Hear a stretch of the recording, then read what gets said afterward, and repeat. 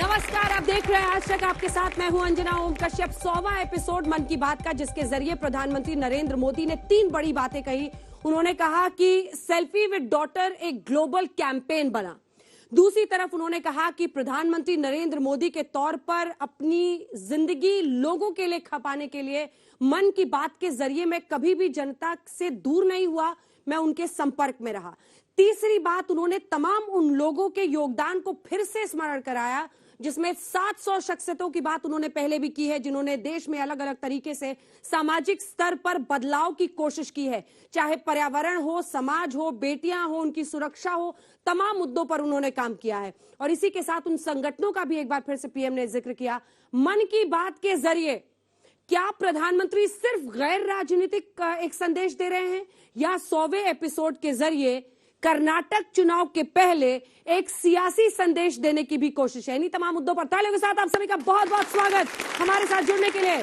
सुधांशु त्रिवेदी जी, सांसद, राष्ट्रीय प्रवक्ता बीजेपी के, हमारे साथ जुड़ गए हैं। अनुराग भदौरिया जी, राष्ट्रीय प्रवक्ता समाजवादी पार्टी के, तालियों के साथ स्वागत कीजिए।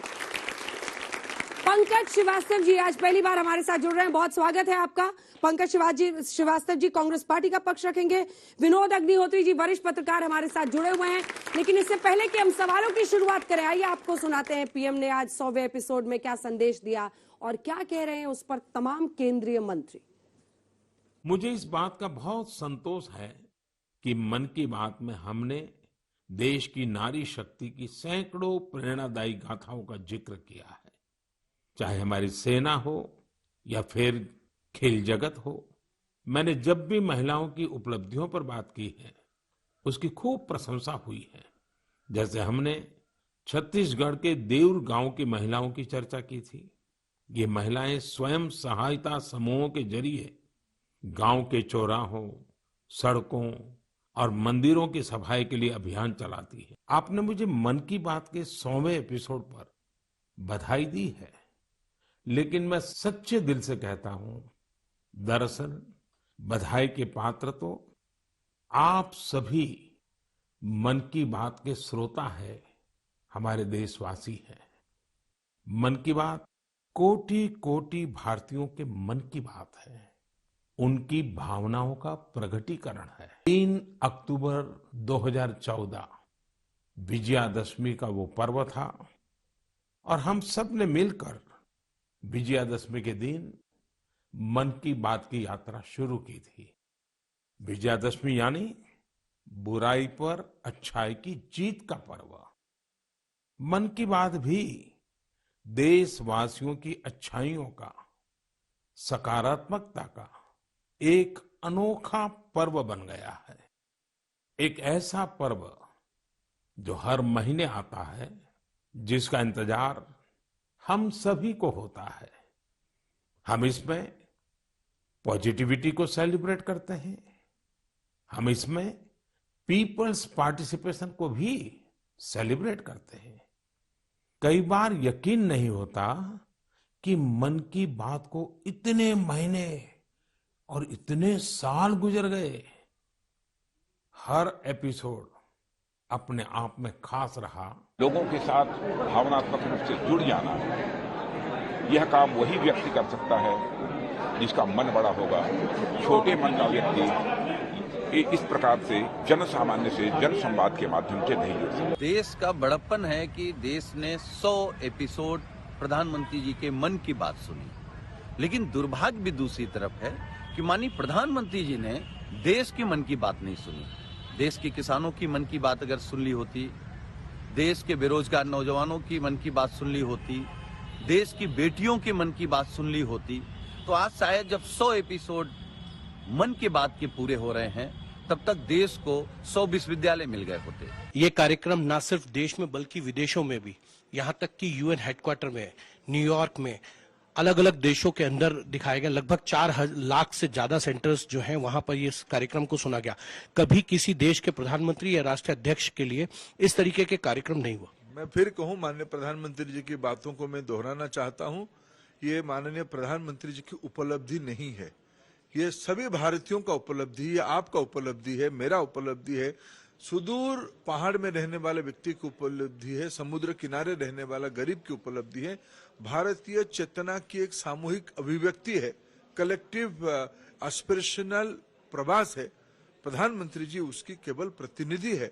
तो पीएम ने जो कुछ कहा उस पर सांसद महोदय हमने सुना दिया देश को कि पीएम ने आज ये संदेश दिया। अब आप ये बताइए कि क्या खुद पीएम कर्नाटक में, आपके अध्यक्ष कर्नाटक में, यूपी के मुख्यमंत्री कर्नाटक में, चुनाव से क्या रिश्ता है इसका?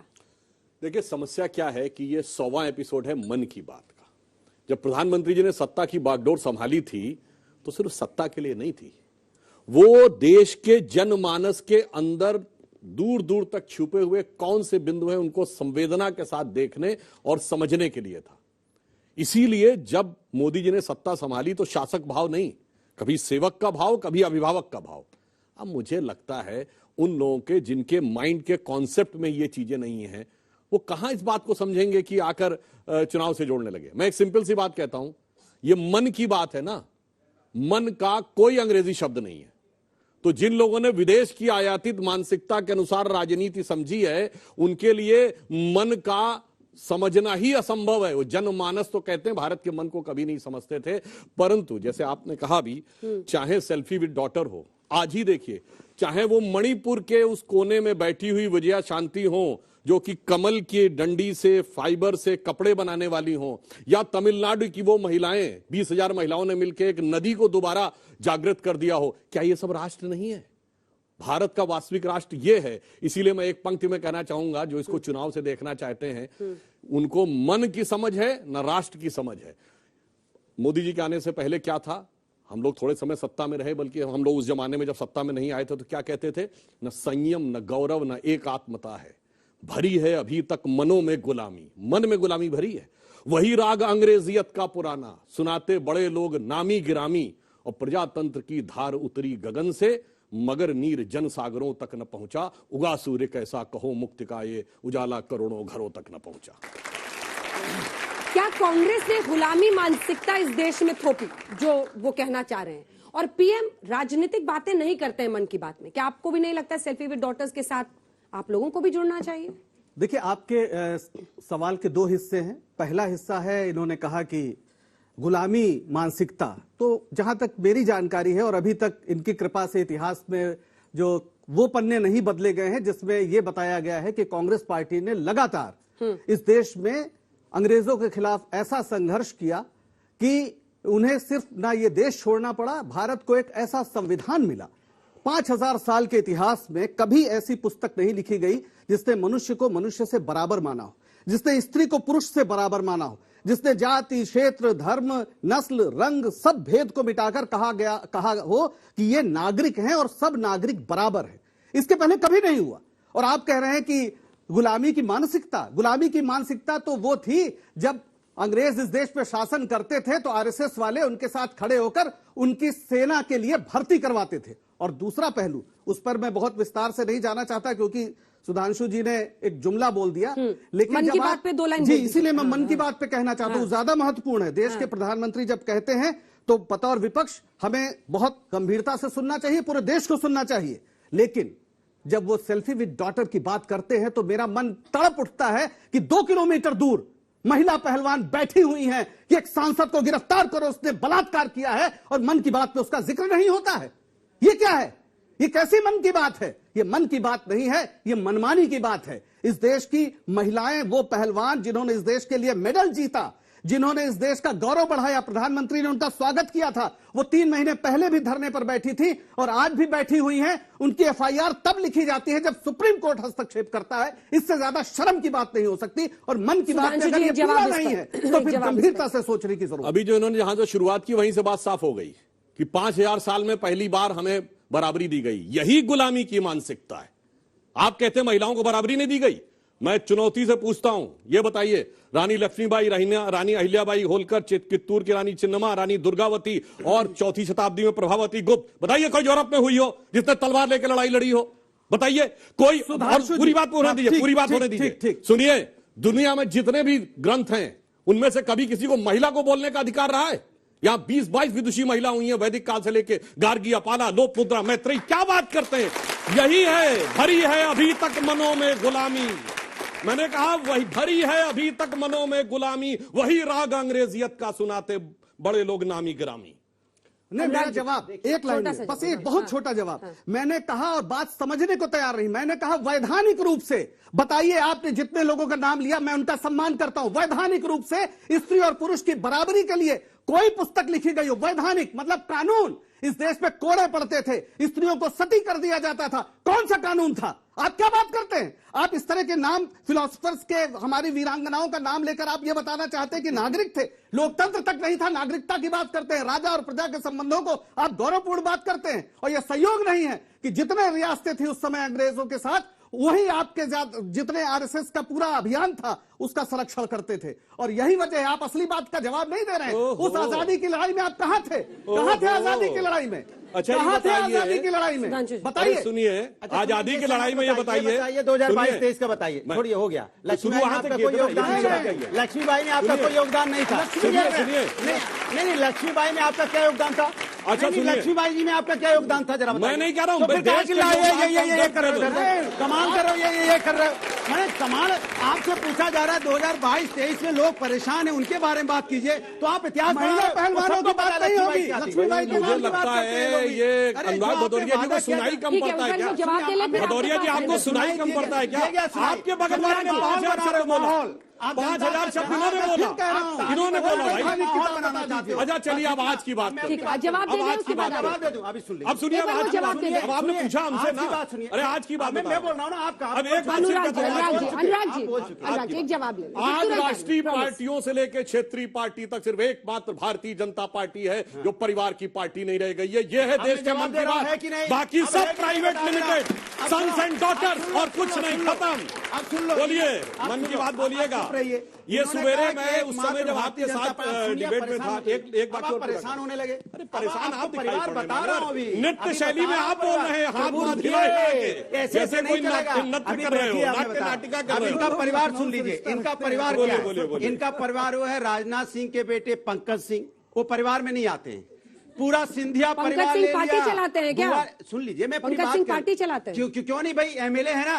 एमएलए क्या होता है? एमएलए क्या होता है? एमएलए पार्टी चलाते हैं। आप कभी पार्टी अध्यक्ष बन सकते हैं। पूरा नोएडा नहीं चलाएंगे। अब मेरी बात सुनिए अनुराग जी, आप कभी पार्टी अध्यक्ष बनिएगा? मैं पूरी बात करूं भैया जी, आप डुलते हम तो चाहते हैं कि आप फले फूले पार्टी अध्यक्ष बने समाजवादी पार्टी में, ताकि एक परिवार का वर्चस्व खत्म हो। बोलने देंगे तो क्या चलेगा? सवाल पूछ रहे हैं, जवाब अरे दे तो रहा हूँ। भाषण देने थोड़ा। अरे पूरी बात, मैं सवाल सुन लिया, अब मेरी बात तो पूरी हो जाए। एक दिन आप पार्टी अध्यक्ष बनिएगा। अब सुन तो लीजिए, एक वो दिन आएगा जब अनुराग भदौरिया भी समाजवादी पार्टी में अध्यक्ष जवाब तो बनेंगे। दे दें उनको। इनसे पूछिए, चौटाला फैमिली के साथ सरकार किसने बनाई है? फैमिली कौन, वो पार्टी कौन चलाता है? अध्यक्ष कौन है? शिवसेना के साथ सरकार किसने बनाई? अध्यक्ष कौन था शिवसेना का? पीडीपी के साथ सरकार किसने बनाई थी? कौन अध्यक्ष था? बादल के साथ सरकार किसने बनाई थी? कौन अध्यक्ष था? जेडीयू के साथ सरकार किसने बनाई थी? पटना में कौन अध्यक्ष था? नहीं याद है। जेडीयू में कौन था भाई? बोलो, जेडीयू में कौन था? जेडीयू में कौन सा परिवार था? बोलो, जेडीयू में कौन सा परिवार था? फंस गए, गलत पॉइंट पे आ गए। जेडीयू में परिवार बताइए, जेडीयू में परिवार बताइए। बात करने दो, टोको मत सर। हाथ चलाने से ज्यादा दिमाग चलाइए, हाथ पांव कम चलाइए। अभी तो इतना ही परिवार खोला है, पूरा परिवार ही परिवार है भारतीय जनता पार्टी में। इनको क्या चाहिए?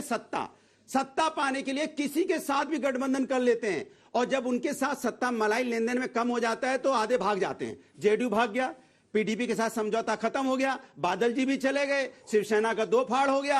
आप सत्ता के लिए सब कुछ करते हैं। इसलिए आपको सुना दूं, आप जनता की बात तो करते नहीं, तो मैं बोलता हूं, कह दूं तुम्हें या चुप रहूं, जनता के मन में क्या है? कह दो तो बोलूं, पोल यहाँ पे खोलूं, ये भी वादा है। सोचा इन्होंने कि चलते ही जाएं, झूठों जुमलों की दुनिया बसाएं। सोचा इन्होंने जनता को रास्ता भुलाएं, महंगाई बेरोजगारी बढ़ाएं। अरे हाँ, अरे हाँ, तो सच है ना, सच है ना, सच है ना। फिर ये क्या बोले? नहीं रे, नहीं रे, नहीं रे, नहीं रे, नहीं रे, नहीं रे। भाई, ये वो लोग हैं। देखिए, मेरा मानना है अनुराग जी को डिबेट की बजाय अच्छा, वो इंडिया लाफ्टर शो और इंडिया सिंगिंग वाले शो में ज्यादा जाना फिर चाहिए, ऐसे ऐसे करते हो तो क्या? क्योंकि फिल्मी गाना गा रहे हैं, नृत्य कर रहे हैं। अब जवाब सुनिए। हाँ बोलिए, आज जवाब। इसलिए बात हाँ हाँ, परिवार पे आप श्लोक सुनाइएगा, वहां ही गाना गाएंगे। सब अपने अपने लेवल पे बात करते हैं। अब मैं ये कहना चाहता हूं, जहां तक इन्होंने परिवार की बात कही है, तो हम ये सिर्फ कहना चाहते हैं, कोई बात नहीं। ये बताइए, पिछले 30 सालों से जब से आपकी पार्टी अस्तित्व में आई है, तो कब से अस्तित्व में आई पता है आपको? आप बताइए ना, मैं तो बताऊंगा ही। नाम बताइए, डेट। 91 की बात कर रहे हैं ना, 91 की बात कर रहे हैं ना। चलिए हाँ। अब मैं बताता हूं, एक पार्टी बताइए जिससे आपने गठबंधन इनकी आदत देखिए, सुनिए, इनकी आदत है विपक्ष से सब कुछ पूछना है। सत्ता पक्ष 10 साल से सरकार में, अपना बताओ ना प्रभु। हाँ बता रहा हूं। अपना नहीं आपने बताओगे सत्ता की मलाई की बात कही, उनसे पूछिए एक उत्तर प्रदेश की पार्टी बताएं जिससे गठबंधन न किया हो, नाम बताइए। तो मैंने कब कहा कि मेरा गठबंधन नहीं हुआ? मैंने कब कहा? अब मैं आप ही बता रहे थे। देखिए, अभी बोल रहे थे किसी के भी साथ गठबंधन करते हैं। बीजेपी से नहीं किया था, बता बीजेपी देते। से कौन करेगा? बीजेपी से पहली बार मुलायम सिंह यादव भाजपा के समर्थन से मुख्यमंत्री बने 1989। हमारी 56 सीटें थी, इनकी 180 थी। हमने राम मंदिर के मुद्दे में जब उन्होंने गोली चलवाई था, समर्थन वापस किया तो कांग्रेस से समर्थन लिया, उसके बाद बसपा ने समर्थन लिया, उसके बाद छोटे छोटे दलों ने समर्थन लिया। मलाई के चक्कर में घाट घाट का पानी पीकर अब वही स्थिति रह गई, न घर के रह गए न घाट के। पूछा विनोद जी, चर्चा मन की बात से शुरू हुई थी। देखिए, मन की बात पे मैं आऊंगा। 89 में परिस्थिति ये थी कि बीजेपी और समाजवादी पार्टी, उसमें जनता दल था। मुलायम सिंह जी जनता दल में थे। जब लेफ्ट और बीजेपी एक साथ थे, खाली जनता दल और बीजेपी नहीं, सीपीएम पूरा लेफ्ट फ्रंट घाट घाट का पानी और बीजेपी दोनों एक साथ थे। वीपी सिंह को अपने कंधों पर बिठाए हुए थे, और जब अडवाणी जी की गिरफ्तारी हुई तब बीजेपी ने अपना समर्थन वापस लिया। और उसके बाद जब वहां गोली चली अयोध्या में कार सेवकों पर, तब वहां बाद में सरकार बर्खास्त हुई, समर्थन वापस लिया। जनता दल टूटा था, तब मुलायम सिंह की सरकार संकट में आई थी, तो कांग्रेस ने समर्थन दिया था।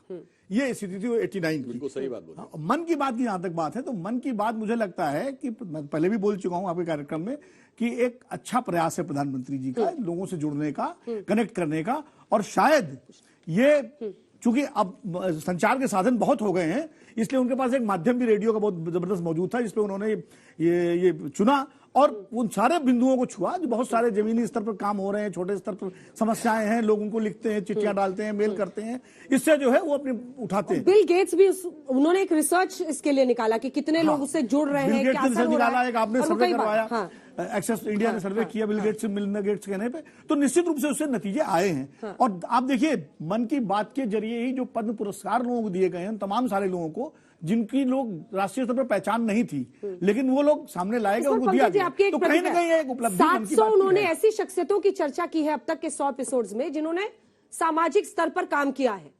कोई प्लास्टिक के बॉटल्स चुनता है पहाड़ों पे, कोई अलग अलग जंगलों में काम कर रहा है। और ये हमेशा कहना, उसके बाद निर्मला सीतारमण भी बाहर निकली, वो कह रही थी कि पहले तो पद्म पुरस्कार उनको मिलते थे जो ऊपर वालों को जानते थे। हेरा फेरी से, इधर देखिए सर, हेरा फेरी से जिनका दबदबा चलता था, लेकिन अब उनको मिलता है जिनको शायद हम जानते भी नहीं है। कहीं पर एक महिला जिसने सामाजिक स्तर पर काम किया हो, ये प्रथा बदली है कि आप सिर्फ लॉबी करके, या आप जो ताकतवर लोग थे उनको मिलता था। ये प्रथा क्या पीएम ने चेंज की है?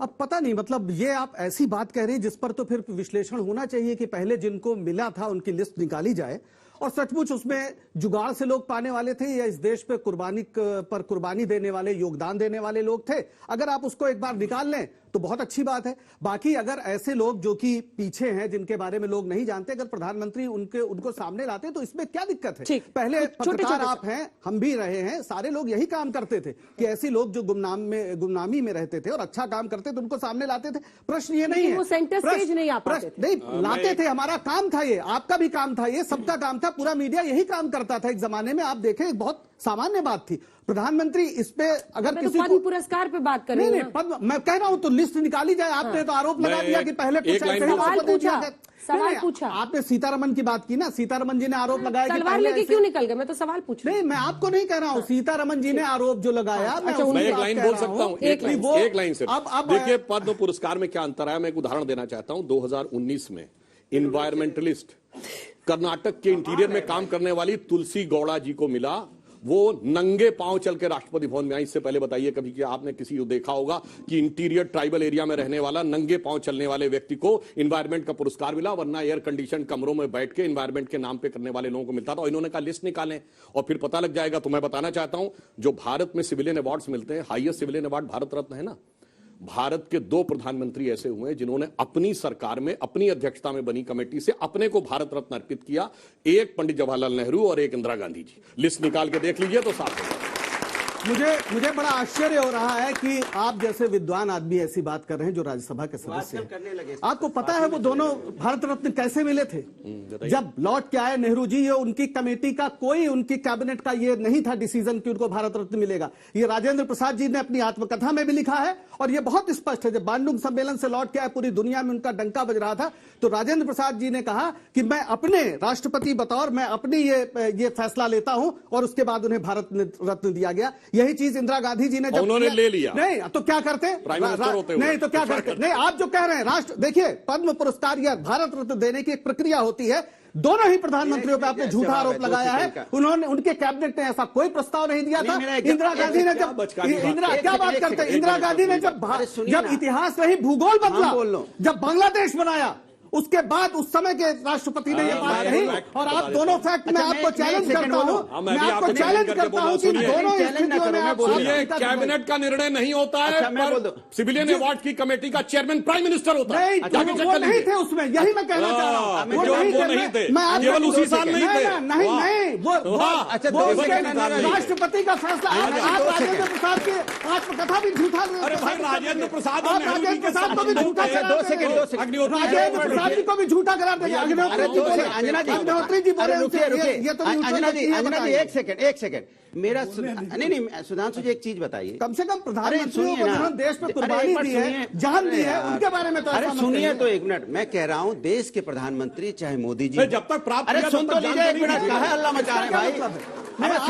आप झूठ बोल रहे हैं, उनके चक्कर में कहाँ पड़े हो आप? अरे सुनिए, झूठ चेक करिए, वेस्ट कर रहे। सुनिए, चलिए इस पॉइंट पूछिए, चलिए। अरे प्रभु मैं अपनी 2 बात कह दूं, चाहे देश के प्रधानमंत्री मोदी जी हो, हम उनका सम्मान करते हैं, देश के प्रधानमंत्री, चाहे नेहरू जी रहे हो, चाहे कोई भी रहा हो, लेकिन अफसोस की बात आप प्रधानमंत्रियों के बारे में ना बोला करो। हम जब हर देश का प्रधानमंत्री मतलब देश का प्रधानमंत्री, और चाहे किसी दल का भी हो, हम सब उसका सम्मान करेंगे क्योंकि जनता चुनती है देश के प्रधानमंत्री को। आप लोगों की जो आदत बन चुकी है किसी प्रधानमंत्री के बारे में कुछ भी कहना, यह गलत है। हम लोग देश के सारे प्रधानमंत्रियों का सम्मान करने वाले लोग हैं। ठीक है, अब सवाल। कांग्रेस के प्रवक्ता को मैं ध्यान से सुन रहा था, इन्होंने बोला कि आप इतिहास को याद मत कीजिए, 2022-23 को याद कीजिए। तो आपका इतिहास इतना अंधकारमय है कि आप कैसे याद कीजिएगा? पोक आपका देन है, धारा 370 आपका देन है, इमरजेंसी आपका देन है, बोफोर्स घोटाला, कोयला आवंटन घोटाला, 2G घोटाला, सब आपका देन है। प्रजातंत्र का अर्थ नहीं जो मनाए कर ले हम, प्रजातंत्र का अर्थ नहीं अपना घर भर ले हम। आपका मेरा प्रश्न बीजेपी के प्रवक्ता से है कि अभी जब सपा के प्रवक्ता ने खिलाड़ियों के बारे में बात की तो आपने बात क्यों घुमा दी? पूरी बात कंप्लीट करिए सर। उन्होंने होने के बाद उसके ऊपर टिप्पणी की जाएगी। मेरा क्वेश्चन सुधांशु त्रिवेदी जी से है कि जब भारत की सीमा सरकार के दायरे में आती है तो फिर आतंकवादियों के पास इतना गोला बारूद कहां से आ रहा है? आपने बहुत अच्छी बात कही, जब से हमारी सरकार आई है तब से गोला बारूद में इतनी कमी आ गई है कि आने से पहले आप बताइए भारत का एक इलाका बताइए जहां बम धमाके ना होते हो। चंडीगढ़ से शुरू करिए, चंडीगढ़, दिल्ली, लखनऊ, वाराणसी, हैदराबाद, जयपुर, सुनिए अब सब खत्म हो गया है। देखिए अपने अपने टर्न पे रहिए, अपने अपने टर्न। अरे भाई पूरी बात बोलने दीजिए। अरे भाई मैं पूरा बता रहा हूँ, वहां चले गए, उनके समझ में आता है क्या बहस करने लगते हैं। मैं कह रहा हूँ अब सिर्फ दक्षिण कश्मीर के 4 जिलों में रह गया। अच्छा मैं एक बात कह रहा हूँ, अंतर कितना आया है याद करिए। हमारी सरकार आने से पहले रेलवे स्टेशन पे लिखा रहता था ना कि छूना नहीं धमाका हो सकता है। अच्छा। पार्क में लिखा रहता था छूना नहीं, अब होता है कि नहीं? पुलवामा पूछ रहा प्रभु। हाँ पुलवामा में बताओ, वही बताओ। हमारी सरकार नहीं बता रहे, आपकी सरकार है तो आप जवाब दो। आप देखिए डिबेट करने आए, नृत्य करने आए, या भाव भंगिमा दिखाने आए, भरत मुनि का नाट्य शास्त्र दिखाने आए, उसमें 8 भाव होते हैं, सारे भावों की अभिव्यक्ति कर देते हैं। अब बोलिए सीरियस बहस करिए। देखिए एक बार थोड़ी देर अपनी बारी में बोलिए। अब आप कुछ ज्यादा ही वो करने लगे, नॉन सीरियस होने लगे मानवर। सीरियस जवाब दे दीजिए। पुलवामा पे अब मैं बताता हूँ, पुलवामा पे तो हमने वो जवाब दिया था कि इमरान खान ने नेशनल असेंबली ऑफ पाकिस्तान में प्राइम मिनिस्टर कहा था जो बालाकोट में इन्होंने किया है उससे ज्यादा खौफनाक कुछ करने वाले हैं। मुझे लगता है इतना भयानक जवाब तो किसी सरकार ने नहीं दिया होगा। और याद करिए हमने वो जवाब दिया था कि पाकिस्तान के सांसद ने पाकिस्तान की नेशनल असेंबली का वो बयान याद करिए कि उसने फॉरेन मिनिस्टर का नाम लेते हुए कहा कि शाह महमूद कुरैशी साहब आए और आर्मी चीफ खड़े थे, आर्मी चीफ के पांव कांप रहे थे, उन्होंने कहा खुदा का वास्ता है शाम तक वापस कर दो अभिनंदन को वरना इंडिया अटैक कर देगा। ये हमने जवाब दिया था पुलवामा। लेकिन अनुराग जी आप इतना तेज हमारे ऊपर काहे गुस्सा आ रहे हो भाई? आपको उधर बोल रहा है, आप हमारे पर इतना तेज। हम तो आपके पूछा था तो मैंने जवाब दिया इंडियन है भाई, इंडियन है। हाँ तो वही मैं जवाब दिया था ना। हम तो आपके ही देश में रहते हैं, आपके ही भाई हैं। हाँ इसीलिए तो हम कह रहे हैं ना आप चुनाव करीब है और बार बार ये सब किया तो 5 जहाज भी देते थे, 40 जवान शहीद नहीं होते हमारे। वो नहीं दिया। सतपाल मलिक कह रहे हैं, सतपाल मलिक कह रहे हैं आपकी पार्टी में अभी भी है, निकाला भी नहीं। जवाब देता हूँ, अब जवाब देता हूँ। गवर्नर पार्टी में नहीं होता पहले तो पता होना चाहिए। अरे भाई दूसरी बात बता दो, अरे गवर्नर पार्टी में नहीं होता भाई, आप फिर संवैधानिक से गलत बात बोल गए। गवर्नर नहीं होता, गवर्नर नहीं है ना। अब मैं आपको एक बिल्कुल टेक्निकल बात करता हूँ। देखिए आर्म फोर्सेस का जब मूवमेंट होता है तो वो इतना कॉन्फिडेंशियल होता है, सिर्फ कंसर्न ऑफिसर के अलावा किसी को पता नहीं होता। गवर्नर को पता कैसे लगा? पॉइंट नंबर 2, यदि उन्हें किसी भी प्रकार के जहाज की आवश्यकता होगी तो सीआरपीएफ, डीजी सीआरपीएफ या होम सेक्रेटरी से मांगेगा कि गवर्नर से मांगेगा। पॉइंट नंबर 3, अगर गवर्नर साहब कह रहे हैं कि मैं उनको जहाज देता, भारत के किसी गवर्नर के पास एक भी जहाज नहीं है, सब स्टेट गवर्नमेंट के पास होते हैं। पॉइंट नंबर 4, जो जहाज होते हैं स्टेट गवर्नमेंट के पास वो 8-8, 10-10 सीटर होते हैं। इस ढंग से जवानों को ले जाने वाले जहाज सिर्फ एयरफोर्स के पास होते हैं। पॉइंट नंबर 5, एयरफोर्स पे तो कोई हैसियत नहीं होती गवर्नर की, अगर उनका जहाज उतरना है एयरफोर्स के स्टेशन पे तो परमिशन लेनी पड़ती, वो कहां दिलवा देते हैं एयरफोर्स से। इसलिए मैं कह रहा हूं अरे थोड़ा टेक्निकल बात कर लिया करिए भाई, कोई कुछ बोल देगा और आप उसके ऊपर भावनाओं में बह जाते हैं। गलत पूछ रहे हैं। सतपाल मलिक ने कभी नहीं कहा कि मुझसे मांगा गया है, उन्होंने कहा कि मांगा गया था। तो पता कैसे लग गया भाई? अरे ये तो आपने गवर्नर कहां से बीच में आ गए? लगता है जम्मू कश्मीर का गवर्नर ऐसे ही था, उसे कुछ नहीं पता था। ये गवर्नर कहां बीच में आता भाई? नहीं अरे कहां से बीच में आता भाई? आप क्या होता है? जवाब यही जवाब देखिए इनका होता है कि प्राइम मिनिस्टर से ज्यादा नेशनल एडवाइजरी काउंसिल के चेयरमैन को पता होता था। ये जवाब वहां दीजिए। उन्होंने कहा मन की बात पर जितनी भी कोशिश कर ले, चुनाव की बात पर ही यहाँ पर चर्चा होगी। अंजना जी, मन की बात कितनी भी की जाए, मन का विषय निकलता रहता है। वो तो देख रहे हैं कि शहीद प्रधानमंत्रियों के लिए निकल रहा है, बाकी तो छोड़ दीजिए। 40 जवान शहीद हुए, उनके बारे में आप मजाक कर रहे हैं। मजाक कर रहे हैं, हमने उनके बारे में तो बदला लिया। अरे साहब बदला नहीं, आपने जहाज नहीं दिए, ये सच्चाई है। इस समय सेना के शंकर राय चौधरी जो हमारे पूर्व सेनाध्यक्ष हैं वो भी बोल चुके हैं इस बात को। क्या बात कर रहे हैं? सेनाध्यक्ष थे उस समय शंकर राय चौधरी जी। पूर्व मैंने उस शंकर राय चौधरी जी 2019 में सेनाध्यक्ष थे। मैंने कहा कुछ भी, अब जब उस समय नहीं थे तो पता कैसे लगा? कुछ भी बोलने लगते हैं। उस समय कहा कुछ भी बोलने लगते हैं। मैंने उस समय कहा था, आप कुछ भी बोलते हैं। विनोद जी, मैंने उस समय का नाम ही नहीं लिया, मैंने कहा पूर्व हो गया। अरे सर इधर भी थोड़ा एड्रेस सवाल के बल्लेबाजी करिए। सवाल क्या ही कर रहे हैं भाई? एक सेकंड, पानी आप पीजिए ना। अरे थोड़ा मुझे एक और कोई नृत्य दिखाइए, थोड़ा हाथ चमकाइए, हाथ चमकाइए।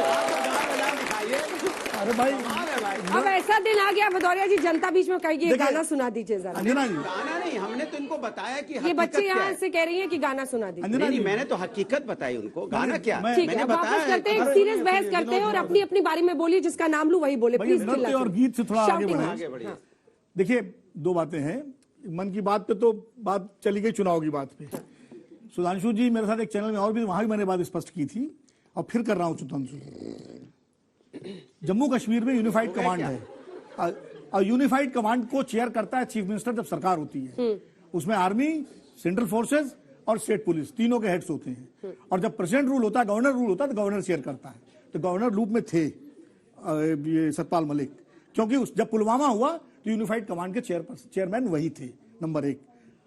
नंबर 2 ये है कि जो मूवमेंट जिस तरह से हुआ ये बार बार, और ये जो खबर आई जहाज वाली, ये उस समय भी अखबारों में छपी थी पूरी, वो चिट्ठी छपी थी डीआईजी सीआरपीएफ की, जिसमें उन्होंने जहाज के लिए होम मिनिस्ट्री को लिखा था और 4 महीने तक उस पर फैसला नहीं हुआ था। मेरा सवाल सुधांशु सर से है। सर मैं बिहार में से आता हूँ, दरभंगा जिला से। सर वहाँ नया में अभी एयरपोर्ट खुला है, तो वहाँ जो है सर पर्व के समय में वो रेट जो है, किराया जो है उसका बहुत बढ़ जाता है। तो सर ये मेरा सवाल है, प्रधानमंत्री जी बात करते हैं हवाई जहाज, जो हवाई चप्पल वाले भी हवाई जहाज पे चढ़े, तो सर किराया जो है इतना बढ़ा हुआ कैसे चढ़ेगा? ये हुई असल मन की बात। हाँ, ये जो बात आपने ये बात अच्छी है। और ये जितने प्राइवेट एयर कंपनीज है वो किस तरह से फ्लाइट्स की आजकल कीमत रहती है पूरे देश में, और पीएम कह रहे हैं कि आप पर्यटन कीजिए विदेश जाने से पहले देश के अंदर। बिल्कुल जाए। देखिए, ये पहले शिकायत बहुत आती थी, फिर सरकार ने कैप लगा दिया। देखिए, प्राइवेट में आप पूरी तरीके से मार्केट को प्राइसेस नियंत्रित नहीं कर सकते। जैसे आज अंजना जी डिबेट कर रही हैं, सरकार नहीं कह सकती कि इस टॉपिक पे डिबेट होगा, विनोद अग्निहोत्री जी बुलाए जाएंगे या श्रीवास्तव जी बुलाए जाएंगे, ठीक। मगर उस समय जब ये करीब 7-8 साल पहले की बात है, जब बहुत ज्यादा किराए में हाइक होने लगी तो एक कैप कर दी गई थी, पर ये मार्केट की बात है। जब ज्यादा जरूरत होती है, अब जैसे हम एक सिंपल सी बात कह रहे हैं, जिस जमाने में बहुत भीड़ होती है और आपको टैक्सी ना अवेलेबल हो, टैक्सी वाला भी ज्यादा मांग लेता है। अब वो परिस्थिति है, मगर जिस समय खाली होता है तो उनके दाम कम भी होते हैं। मगर सरकार ने संवेदनशीलता के साथ यह निर्णय लिया कि एक कैप लगा दी है कि कितना भी आप बढ़ाएंगे इस लिमिट से ऊपर नहीं, सरकार कुछ नहीं करेगी। ठीक है, सरकार एक लिमिट तक ही कर सकती है। अब एक प्रश्न आपसे है कि देखिए, कोई भी पार्टी है तो वो चुनाव जीतने के लिए लड़ रही है। सरकार सीधे नहीं कर सकती। राहुल गांधी भारत जोड़ो यात्रा कर रहे हैं जनसंपर्क साधने के लिए। इधर पीएम मन की बात के जरिए कहते हैं कि कम्युनिटी, और बिल गेट्स ने भी उस पर मुहर लगाई कि इस सर्वे के जरिए कि करोड़ों लोगों से वो जुड़ रहे हैं। अखिलेश यादव ऐसा क्या कर रहे हैं? हमारी तो पार्टी ही साइकिल पे चलती है सारा दिन। पूरा आप देखिए, सारे के सारे लड़के पूरे गांव-गांव लिए साइकिल प्रचार करते रहते हैं और जनता को बताते रहते हैं कि आपको कैसे आगे बढ़ना है। हम इनकी तरह नहीं है। अखिलेश जी के लिए मैंने सवाल, उनकी वो खुद अभी फोन कर लीजिए, अभी आज झांसी में होंगे, वो 1 सेकेंड अगर रुकते हो कहीं भी, वो सुबह से लेकर शाम तक जिले जिले अपने कार्यकर्ता, और क्या मैं गलत कह रहा हूं क्या? वो सुबह से लेकर शाम तक जनता के बीच में रहते हैं। इनकी तरह एसी में नहीं बैठे हैं जैसे ये लोग एसी में। पंकज जी भी आपका चेहरा देख रहे हैं। नहीं, पंकज जी तो देख रहे हैं कि उसमें क्या दिक्कत है, हम भाई ये तो देखेंगे दूसरे का चेहरा। लेकिन समाजवादी लोग काम करने वाले लोग हैं, ये है मार्केटिंग इवेंट के लोग हैं। इनके पास मार्केटिंग इवेंट का काम है, लंबी लंबी बातें करना। आप देखिए, सवाल का एक भी जवाब उन्होंने नहीं दिया। सुधांशु जी वो कह रहे हैं कि मन की बात भी क्या एक इवेंट मैनेजमेंट का हिस्सा है। तमाम केंद्रीय मंत्री सुनेंगे, जनता के साथ सुनेंगे, सांसद, मंत्री, मुख्यमंत्री। क्या ये एक बड़ा मेरा सवाल ही रह गया अंजना जी, आप उधर भागे। मैंने कहा कि इतने सवाल लोग साइकिल के पीछे पीछे चल रहे थे। नहीं, उनसे पूछे गए और ये हाथ ठोकते रहे इधर, लेकिन एक जवाब नहीं। चलिए, ड्रम भी बजा दिया और तालियां इनके लिए। तालियां नहीं दिया इन्होंने, ये तो सारी उठाए चलाया ना। उसने पूछा भाई रोजगार पे जवाब दिया, ना पुलवामा पे जवाब दिया, ना इन्होंने पूछा उस पे जवाब दिया। पोडियम बचा के लेके चले गए वहां पे 1980 में, 1500 ईस्वी में ले गए, पता नहीं कहां घुमा रहे। अरे भैया, जनता पूछ रही है कि आप जो वादा करके आए तो पूरा कब करो, बस इतना बता दो, बाद बाकी बाद में बात कर लेंगे। बताते हैं इवेंट मैनेजमेंट क्या होता है। मैं सारे दर्शकों को कहता हूं, आज तक के ही चैनल पे जाके देखिएगा, जब अखिलेश यादव जी इंटरव्यू दिए थे चुनाव, इनका बस वो जौन सी गाड़ी पे जो साइकिल पे चले, जरा उस साइकिल देखिएगा कौन सी है। सबसे कॉस्टली वाली 30-40 हजार रुपए वाली साइकिल है। और ये आम आदमी वाला बिल्कुल सबसे साइकिल। और शायद वो राहुल कमल के साथ इंटरव्यू था, जाके वो भी चेक कर लीजिएगा। और दूसरा सुनिए, अब 40 लाख की साइकिल कौन सी? आप इतना बड़ा झूठ बोलोगे तो अपने टर्न पे बोलिए। साइकिल भी 40 लाख की है, फिर भी करने लगे। अपने अपने टर्न पे बोलिए भाई, हर चीज में डिस्टर्बेंस मत करिए। अब एक और बात कहता हूं, सुनिए, 40 लाख की साइकिल कौन सी? 40 लाख नहीं बोला भाई, कान 1000 बोला भाई, कान बजते हैं क्या? अब दूसरा बता रहा हूं, सुनिए और सुनिए। मगर गांव में जो एयर स्ट्रिप बनी है, गांव में सैफई में जेट प्लेन उतर सकता है। क्या बात है? यही तो बात है, यही तो और जेट प्लेन उतरने इनको दिक्कत है कि गांव में जेट प्लेन कैसे उतर सकता है? गांव के लोग जेट प्लेन कैसे देख सकते हैं? दिल्ली में खाली उतरेगा, बंबई में खाली उतरेगा, गांव में कैसे उतर सकता है? गांव के लोगों को तो कुछ ही सब अधिकार। अनुराग जी, या तो मैं बहस से हट जाती हूँ, आप कर लीजिए बहस का संचालन। देखिए तरीका, अब आप लिमिट से ज्यादा मेरे में बोले थे, मैं तब लिमिट नहीं बोला था बीच में। अब देखिए, जैसे अभी उस बात ने पूछा था कि दरभंगा में फ्लाइट चल रही है ना, तो रेगुलर फ्लाइट जा रही है, इस पे सब जाते हैं। आपके सैफई पे जो एयर स्ट्रिप बनी हुई, उस पे कौन आम आदमी उतरता था? कोई फ्लाइट चल रही थी क्या? केवल प्रथम परिवार के लोग जो कहते हैं साइकिल पे चलते थे, वो जेट प्लेन से जाके दिल्ली से सीधे उतरते थे। अपने लिए सरकारी पैसा खर्च करके बनाई गई एयर स्ट्रिप। जवाब दे दूं? ठीक है, छोटा सा जवाब। मेरा सवाल सुधांशु सर से है। किस तरह आपने पूरा इतिहास बता दिया, बताते रहिए सर, वो आपकी परेशानी है। सवाल मत पूछिए। सवाल ये है कि सर ने बात करी मन की बात में, जो जंतर मंतर में पहलवान प्रोटेस्ट कर रहे हैं उसकी बात, आपने पहलवानों का पा भी नहीं बोला, पूरा इतिहास गिना दिया। सर मैंने तो आपको बताया कि इस पे जांच हो रही है, तो इंक्वायरी कमेटी की रिपोर्ट आने दीजिए, उसके बाद ये विषय तय होगा। जब इंक्वायरी सेटअप हो गई है, और मजे की बात, इंक्वायरी पहले भी सेटअप थी, अब दोबारा और सेटअप हो गई सुप्रीम कोर्ट क्यों जाना? और इंपॉर्टेंट बात फिर ये कह दूं, इंक्वायरी कमेटी की रिपोर्ट आए बगैर ही कार्रवाई शुरू हो गई, फिर भी हम कह रहे हैं इंक्वायरी की रिपोर्ट। एफआईआर के लिए सुप्रीम कोर्ट जाना पड़ा पहलवानों को, इससे ज्यादा शर्म की बात क्या हो सकती है? बलात्कार होते ही एफआईआर होती है, निर्देश है सुप्रीम कोर्ट का भी, ये कैसे हो सकता है? अच्छा, मन की बात के जरिए जो PM 24 के लिए आप लोग कह रहे हैं कि एक इवेंट है, दोनों मोबाइल देखने लगे, क्या नहीं, मैं मोबाइल नहीं, मैं आपके सवाल का जवाब सुन रहे हैं। सुन रहा हूं। हाँ, इसको एक रणनीति के तौर पर अगर देखें तो बिल गेट्स, अगर आप लोग भरोसा करते हो तो वो एक अलग फाउंडेशन है, bill and Melinda Gates foundation. उन्होंने एक्सेस माई इंडिया के जरिए एक सर्वे कराया, रिसर्च किया, करोड़ों लोगों तक ये बात पहुंच रही है और सामाजिक बदलाव की बातें हैं इसमें। वो ना किसी को पॉलिटिकली टारगेट करते हैं, किसी और।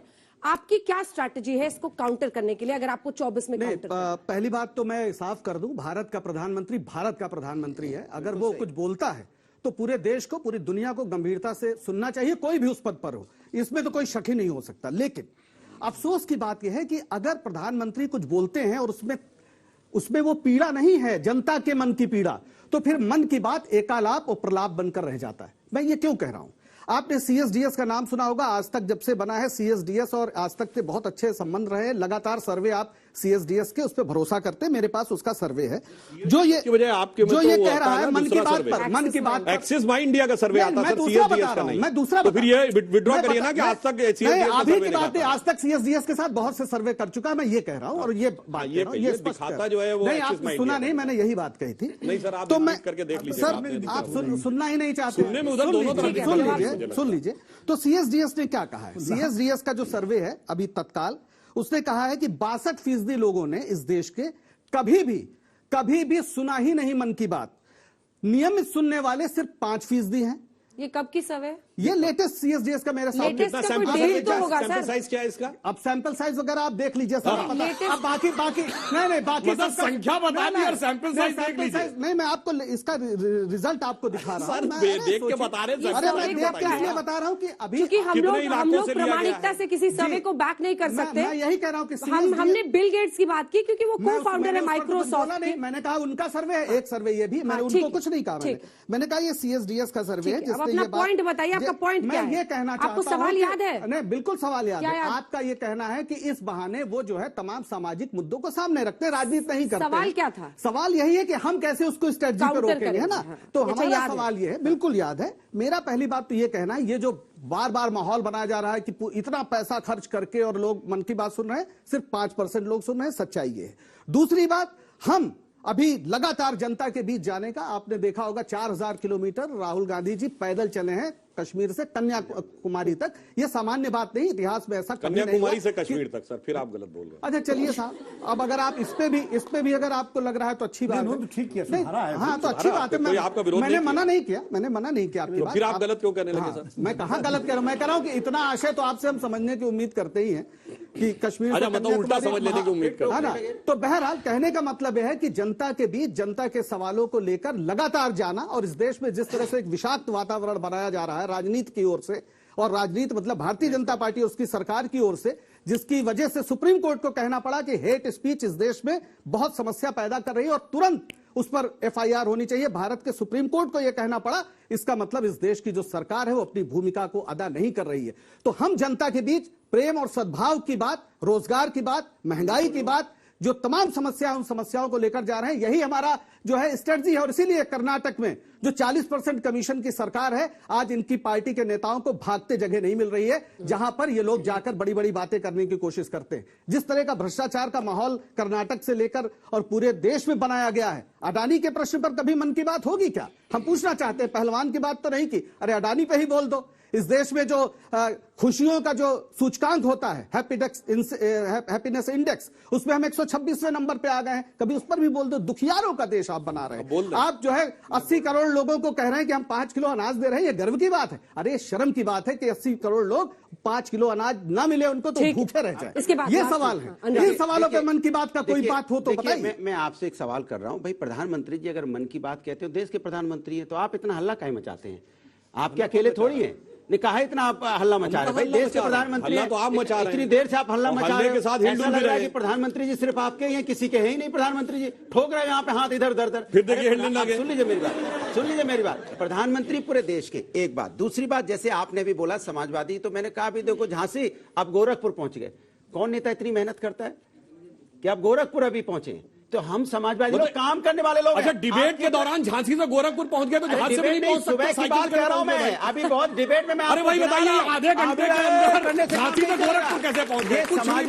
समाजवादी लोग जमीन पे रहने वाले लोग साइकिल से गए थे झांसी टीवी पे, सुनिए, साइकिल से गए झांसी से सुबह, जाहिर सी बात है जहाज से जाएंगे इतनी दूर। सुनिए, मेरी बात सुनिए, मन से पहुंच गए होंगे, हमने आपकी मन की बात समझ ली। मन से नहीं, वो सब कुछ आता है प्रभु।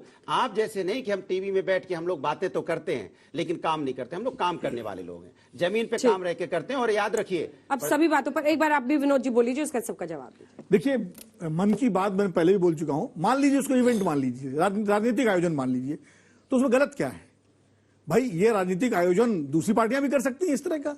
चाय पर चर्चा से पीएम ने शुरुआत की थी 2014 के चुनाव, तब भी इसी तरह से अलग अलग जगहों से लोगों को जोड़ा और संप्रेषण में नरेंद्र मोदी जी का कोई मुकाबला नहीं है आज की तारीख में। अब किसी को अच्छा लगे, किसी को बुरा लगे, आज वो देश के प्रधानमंत्री हैं, मन की बात कर रहे हैं। मैं कह रहा हूं कि कांग्रेस पार्टी के मुख्यमंत्री मन की बात क्यों नहीं कर सकते मेरे राज्य की जनता से? करें ना, अशोक गहलोत करें, भूपेश बघेल करें, सुखू जी करें। इसी तरह समाजवादी पार्टी के नेता अपने तमाम सोशल मीडिया के चैनल से मन की बात कर सकते हैं। किसने मना किया है? राजनीतिक पार्टियों को राजनीतिक आयोजन करना चाहिए और जनता के साथ पार्टियां जुड़ी रहेंगी, क्योंकि राजनीतिक कार्यकर्ता का संबंध जनता से मछली और पानी का होता है। और मुझे लगता है जिस तरह बिना पानी के मछली मर जाती है और बिना मछली के पानी सड़ जाता है, उसी तरह अगर राजनीतिक नेता, राजनीतिक कार्यकर्ता जनता के बीच नहीं रहेंगे तो जनता की बात उन तक नहीं पहुंचेगी और कार्यकर्ता नहीं रहेगा। इसलिए दोनों की बातों का जवाब दीजिए और साथ ही उनके लिए और जो उन्होंने 5 किलो मुफ्त राशन पर कहा है कि ये शर्म की बात है देश के लिए। हाँ, देखिए बताते हैं। पहली बात तो मैं मन की बात पे 2 बिंदु कह देना चाहता हूं, अन्यथा वो फिर वही जो रूटीन डिबेट की तरफ वो डाइवर्ट करते हैं, फिर उसकी बात का जवाब देता हूं।